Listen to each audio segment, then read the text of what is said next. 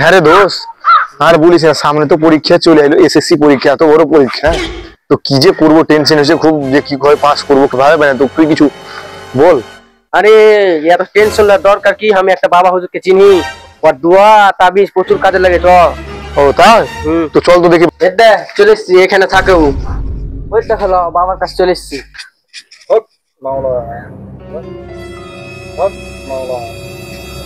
হুজুর, হুজুর সাহেব আমাকে এই করো হুজুর। আরে বৎস, অত চিল্লাবার কি আছে? আস্তে আস্তে বলো, তোমার সব পেরেশানি দূর হয়ে যাবে। কি সমস্যা বলো? লা,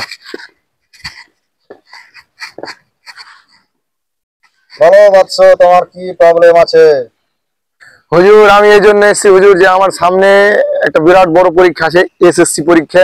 তো আমি যাতে সেই পরীক্ষায় পাস করতে পারি, তো আমাকে বললো কি আপনি নাকি অনেক বড় হুজুর, আপনি দোয়া দরুদ পাঠ করে দিন, তো আমাকে কিছু দিন যাতে আমি পাস করতে পারি। দেবো দেবো, দাঁড়া। চাকরির লেগে এসেছে। আবে চাকরির আশায় থাকে থাকে তো বাংলাতে আমি বুড়িয়া গেল। বাংলায় চাকরি নাই আর তোর আবার এসেছিস চাকরি নিতে? হ্যাঁ, দাঁড়া, তোরাকে দিছি। নিজে চাকরি পাইলো না আর ওরা চাকরি লেগে চলে এসেছে। হ্যাঁ হুজুর, এটা আপনি কিছু বললেন হুজুর? না না, হক মাওলা, আমি কিছু বলিনি। তোরাকে কি পরামর্শ দিব ওই চিন্তা করছি না। তো এক কাজ করবি, প্রত্যেক দিন 5 ঘন্টা করে পড়বি। আমি তোকে একটা তাবিজ দেব, সেই তাবিজটা বিছানার কাছে মাথায় গোনা রাখবি। আর চটি চাটতে হবে বেশি করে। বাংলায় চাকরি নিতে গেলে হাওয়ায় চটি বেশি করে চাটতে হবে। তা না হলে যতই পড়াশোনা কর, তুই চাকরি পাবি না।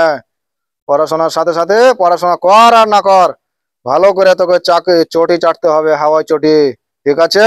জি হুজুর। যা। হক মাওলা।